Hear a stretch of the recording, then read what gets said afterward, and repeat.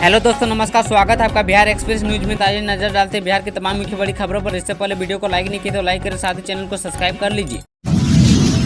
केंद्र कर्मचारियों की बल्ले बल्ले, सरकार ने आखिरकार डीए में बढ़ोतरी के आदेश जारी किए। केंद्र में काम करने वाले कर्मचारियों को अगले महीने बड़ी खुशखबरी मिल सकती है। आपको बता दें कि अगले महीने सरकार की तरफ से महंगाई भत्ते में बढ़ोतरी की जा सकती है। होली के त्यौहार पर सरकार की तरफ से केंद्र कर्मचारियों को तोहफा मिल सकता है। फिलहाल कर्मचारियों के महंगाई भत्ते की दर 46% है, जिसे बढ़ाकर 50% किया जा सकता है। यदि मोदी सरकार मार्च महीने में यह फैसला ले लेती है तो कर्मचारियों की सैलरी में बम्पर इजाफा हो सकता है तथा उन्हें 50% महंगाई भत्ते का लाभ मिल सकता है। केंद्र कर्मचारियों को मिलने वाले महंगाई भत्ते में साल में 2 बार संशोधन होता है। इसके तहत सरकार द्वारा पहला संशोधन जनवरी महीने में जारी किया जाता है और दूसरा जुलाई महीने में जारी किया जाता है। और इस बार भी उम्मीद जताई जा रही है कि केंद्र सरकार अगले महीने एक बड़ा फैसला लेते हुए कर्मचारियों को होली का तोहफा दे सकती है।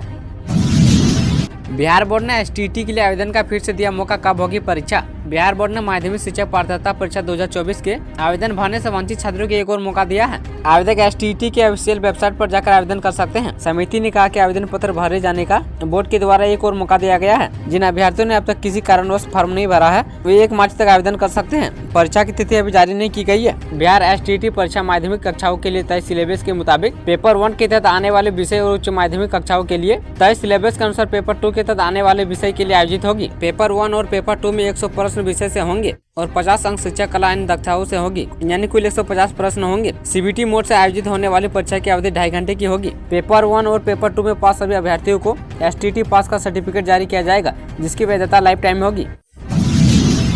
स्मार्ट सिटी की तरह बनेगा बिहार के 100 शहरों का मास्टर प्लान, सम्राट चौधरी ने किया ऐलान। बिहार के डिप्टी सीएम सह वित्त मंत्री सम्राट चौधरी ने कहा कि राज्य में स्मार्ट सिटी की तर्ज पर 100 शहरों का मास्टर प्लान बनेगा। इसके लिए शहर चिन्हित किए जाएंगे। इसकी तैयारी शुरू हो गई है। पटना, मुजफ्फरपुर, गया और भागलपुर जैसे शहरों में कई सालों से मास्टर प्लान पर काम चल रहा है, लेकिन अभी तक पूरा नहीं हुआ है। सिर्फ पटना में ही 2014-15 में मास्टर प्लान बनाए गए हैं। दरअसल हमारी कोई प्लानिंग ही नहीं थी। उप मुख्यमंत्री सम्राट चौधरी ने कहा कि अंग्रेजों के जमाने में शहरों में टाउन हॉल और सर्किट हाउस बनाए गए थे। उन्होंने कहा कि मुख्यमंत्री नीतीश कुमार के निर्देश पर अब राज्य के सभी 263 नगर निकायों में जमीन की उपलब्धता के आधार पर सम्राट अशोक कन्वेंशन सेंटर बनाने का निर्णय लिया गया है। वहीं गंगा के किनारे के शहरों का गंदा पानी गंगा में नहीं जाए, इसके लिए नमामि गंगा योजना के तहत कार्य चल रहा है। इसके लिए केंद्र सरकार ने 12,000 करोड़ रुपए दिया है। बारिश के साथ होगा मार्च का आगाज, फिर बढ़ेगी ठंड। मौसम विभाग ने जारी किया अलर्ट। अब मौसम का बदलाव दिखने लगा है। 2 दिन में हो रही चटक धूप ने हवाओं से नमी चुरा ली है, जिससे दिन एवं रात के तापमान में वृद्धि होने लगी है। भारतीय मौसम विभाग के अनुमानों की माने तो अभी 1 मार्च तक ऐसे मौसम शुष्क रहेगा। बिहार के कृषि विश्वविद्यालय सबौर के मौसम वैज्ञानिक डॉक्टर सुनील कुमार ने बताया कि 2 मार्च को जहाँ आंशिक रूप से बादल छाए रह सकते हैं, तो वहीं 3 एवं 4 मार्च को हल्की बारिश या बूंदाबांदी हो सकती है। बिहार में कोरोना रिटर्न। पटना में 2 दिनों में मिले 22 संक्रमित मरीज। पटना में पिछले 2 दिनों में कोरोना के 22 संक्रमित मरीज मिले हैं। इनमें से 13 बुधवार को लिए गए सैंपल में पॉजिटिव आए, जबकि शेष 9 का सैंपल मंगलवार को लिया गया था। पिछले 50 दिनों में यह सबसे ज्यादा संक्रमितों की संख्या है। इससे पहले 5 जनवरी को 3 संक्रमित मरीज मिले थे। सिविल सर्जन कार्यालय से मिली जानकारी के अनुसार पिछले 2 दिनों में मिले संक्रमितों में से लगभग 85% पटना के आसपास के ग्रामीण इलाके के हैं। इनमें से 5 पालीगंज के शामिल है। इसके अलावा आसपास के ग्रामीण इलाके में संक्रमित मरीज मिले हैं। Civil surgeon doctor Shravan Kumar ने बताया कि सभी को चिन्हित कर उनके संपर्क में आने वाले लोगों का सैंपल जांच गुरुवार को लिया गया है। उन्होंने लोगों से सावधानी बरतने की अपील की है। कहा कि सभी की जांच रिपोर्ट पटना एम्स से आई है। जिले में प्रतिदिन 1000 लोगों के कोरोना की जांच हो रही है। इसकी शुरुआत 2 दिन पहले से की गई है। उन्होंने लोगों से सावधानी बरतने और भीड़ में मास्क पहनने की सलाह दी है। बिहार में माफियाओं की खेनी, विधानसभा में पास हुआ नया कानून। बिहार सरकार ने माफियाओं को नापने की तैयारी की है। भूमि, बालू, शराब सहित अन्य आर्थिक अपराधों में संलिप्त माफियाओं और सोशल मीडिया के दुरुपयोग सहित अन्य कांडों में शामिल अपराधी गिरोह पर कानूनी शिकंजा कसेगा। जिला अधिकारी इन सब पर सीधी कार्रवाई कर सकेंगे। उन्हें असीमित शक्ति सरकार देने जा रही है। बिहार अपराध नियंत्रण विधेयक 2024 में किया गया है। विधानसभा से यह विधेयक पारित हो गया है। विदेश जाएंगे नीतीश कुमार। बिहार से सीएम ने पासपोर्ट का कराया रिन्यूअल। इस देश की करेंगे यात्रा। बिहार के मुख्यमंत्री नीतीश कुमार जल्द ही विदेश दौरे पर जा सकते हैं। सूत्रों से मिली खबर के अनुसार मार्च के पहले सप्ताह में मुख्यमंत्री ब्रिटेन की यात्रा पर जाने वाले हैं। उनके साथ राज्यसभा सांसद संजय झा समेत कई अधिकारी भी विदेश जा सकते हैं। गुरुवार को पासपोर्ट अपडेट कराने के लिए Nitish Kumar regional passport office पहुंचे और अपना डॉक्यूमेंट जमा करने के साथ आवश्यक प्रक्रिया पूरी की है। माना जा रहा है कि उनकी विदेश यात्रा 7 दिनों की होगी। वो ब्रिटेन दौरे पर जाने वाले हैं, जहाँ साइंस सिटी में जाकर अवलोकन और अध्ययन करेंगे। यूके में आधुनिक तकनीक से साइंस सिटी का निर्माण हो रहा है। इससे पहले सीएम नीतीश कुमार ने बुधवार को पटना स्थित तारामंडल का उद्घाटन किया है। विदेश जाने के कारण नीतीश कुमार 2 मार्च को पीएम नरेंद्र मोदी का मंच शेयर नहीं कर पाएंगे। नरेंद्र मोदी भी 2 मार्च को बिहार दौरे पर आने वाले हैं। उस कार्यक्रम में पीएम मोदी के साथ नीतीश कुमार को भी शामिल होना था। पीएम औरंगाबाद और बेगूसराय में जनसभा को संबोधित करने वाले हैं। बिहार में एनडीए की सरकार बनने के बाद पीएम नरेंद्र मोदी पहली बार बिहार आने वाले हैं। इस दौरे के साथ बीजेपी बिहार में लोकसभा चुनाव का संगनाद करने वाली है। 6061 प्रधानाध्यापक की वैकेंसी जल्द बीपीएससी जारी करेगा विज्ञापन। बिहार में जल्द ही माध्यमिक और उच्च माध्यमिक स्कूलों के 6061 प्रधानाध्यापक की नियुक्ति की जाएगी। इसके लिए प्रक्रिया शुरू कर दी गई है। शिक्षा विभाग ने सामान्य प्रशासन विभाग को अधिसूचना भेज दिया है। बिहार लोक सेवा आयोग इसको लेकर जल्द ही विज्ञापन जारी कर सकता है। इसके बाद शिक्षा विभाग की ओर से प्रधान शिक्षकों के पद पर नियुक्ति और सेवा सत्र नियमावली 2024 की अधिसूचना भी जारी की जा चुकी है, जिसके मुताबिक कोई भी अभ्यर्थी 3 बार ही प्रधान शिक्षक की परीक्षा दे सकेंगे। इसके लिए सिलेबस का चुनाव बीपीएससी की ओर से किया जाएगा।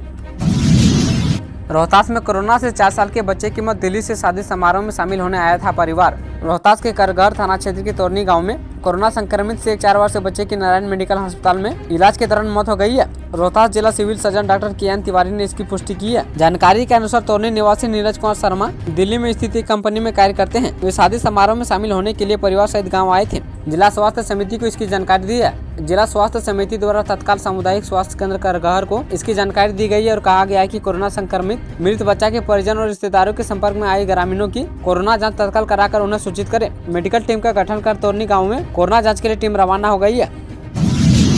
बिहार शिक्षकों के स्कूल आने जाने के समय को लेकर आज होगी बैठक। सीएम नीतीश करेंगे समीक्षा। बिहार के सरकारी स्कूलों में शिक्षकों के विद्यालय आने जाने के समय को लेकर काफी दिनों से विवाद छिड़ा हुआ है। विधानसभा में सीएम नीतीश कुमार और शिक्षा मंत्री की घोषणा के बाद शिक्षा विभाग की ओर से जो आदेश जारी किया गया है उससे संशय की स्थिति बनी हुई है। बुधवार को शिक्षा विभाग का एक लेटर वायरल हुआ जिसमें स्कूल की टाइमिंग में बदलाव का जिक्र था, लेकिन बाद में शिक्षा विभाग की ओर से फर्जी लेटर करार दिया गया है। वहीं गुरुवार को विधानसभा में यह भी मुद्दा फिर एक बार उछला। माले के सदस्यों ने इसे लेकर हंगामा भी किया है। वहीं शिक्षकों के आने जाने के समय को लेकर मुख्यमंत्री की उपस्थिति में समीक्षा होगी। उप मुख्यमंत्री सम्राट चौधरी ने इसकी घोषणा की है। बिहार का मौसम अगले 3 दिनों तक कैसा रहेगा, जानिए बारिश और गर्मी को लेकर क्या आई जानकारी। बिहार का मौसम फिर एक बार करवट ले सकता है। पश्चिमी विक्षोभ की वजह से मौसम में यह बदलाव आ सकता है। मौसम विभाग की ओर से मिली जानकारी के अनुसार मार्च महीने की शुरुआत में बारिश दस्तक दे सकती है। 1 मार्च से 3 मार्च तक हल्की बारिश का अनुमान जताए जा रहे हैं। 7वीं बार पश्चिमी विक्षोभ का आगमन मौसम में बदलाव की वजह बन सकता है। पटना व आसपास का मौसम अगले 2 दिन तक शुष्क रहेगा। ये जानकारी मौसम विज्ञान केंद्र ने दी है। मौसम पूर्वानुमान के अनुसार पटना व आसपास के मौसम में 2 मार्च तक कोई बदलाव नहीं आएगा। उसके बाद पश्चिमी विक्षोभ के कारण बने चक्रवाती परिसंचरण के प्रभाव से मौसम विभाग के पूर्वानुमान के अनुसार 2 मार्च के बाद उत्तर बिहार के कई जिलों में बारिश होने के आसार हैं। बिहार की महिलाओं के विकास पर 39,000 करोड़ खर्च करेगी नीतीश सरकार। बिहार सरकार आगामी वित्तीय वर्ष 2024-25 में महिलाओं के विकास पर 39,000 करोड़ से अधिक की राशि खर्च करने का प्रावधान किया है। महिलाओं पर खर्च होने वाली राशि को लेकर उप मुख्यमंत्री सम्राट चौधरी ने बुधवार को विधानसभा में जेंडर बजट पेश किया है। साथ ही इसके विधान परिषद में भी पेश किया गया है। कुल बजट में जेंडर बजट का हिस्सा 14% है, जो सिर्फ राज्य की महिलाओं के विकास पर खर्च किया जाएगा। बिहार की कुल जनसंख्या में महिलाओं की आबादी लगभग 4 करोड़ 98 लाख है। उनकी आबादी कुल जनसंख्या का 48% है। अभी तक महिलाएं शिक्षा, स्वास्थ्य व आर्थिक अवसर पाने की दिशा में पुरुषों की तुलना में पीछे है। राज्य सरकार द्वारा महिलाओं को मुख्य धारा में लाने के लिए वर्ष 2008-9 से ही जेंडर बजट तैयार किया जा रहा है। इसके माध्यम से महिलाओं को सशक्त बनाने की दिशा में कई प्रकार के पहल किए हैं। इसमें जीविका समूह को सशक्त बनाया जाएगा। रिटायर्ड शिक्षकों की पटना हाईकोर्ट में बड़ी जीत। नीतीश सरकार को 4 महीने में करना होगा ये काम। पटना हाईकोर्ट ने 1980 के बाद बिहार के राजकीय विद्यालयों में शिक्षकों की नियुक्ति में बढ़ती कई अनियमितताओं के संबंध में दायर अपील याचिकाओं को स्वीकृति देते हुए एकल पीठ द्वारा पारित उस निर्णय को पलट दिया है, जिसके तहत हाईकोर्ट ने सीबीआई को मामले की जांच कर इसके निर्धारित लक्ष्य तक पहुंचाने का आदेश दिया गया था। मुख्य न्यायाधीश के विनोद चंद्रन एवं न्यायाधीश हरीश कुमार की खंडपीठ ने कामिनी कुमारी मोइनी द्वारा दायर अपील याचिका पर सुनवाई करते हुए पाया कि अपीलकर्ताओं के विरुद्ध प्रक्रियात्मक आवश्यकता का उल्लंघन करते हुए जाँच की कार्रवाई शुरू की गई है। हाईकोर्ट ने राज्य सरकार को प्रत्येक अपीलकर्ता को उनके बकाया भुगतान के साथ 5,000 का हर्जाना देने का भी निर्देश दिया है।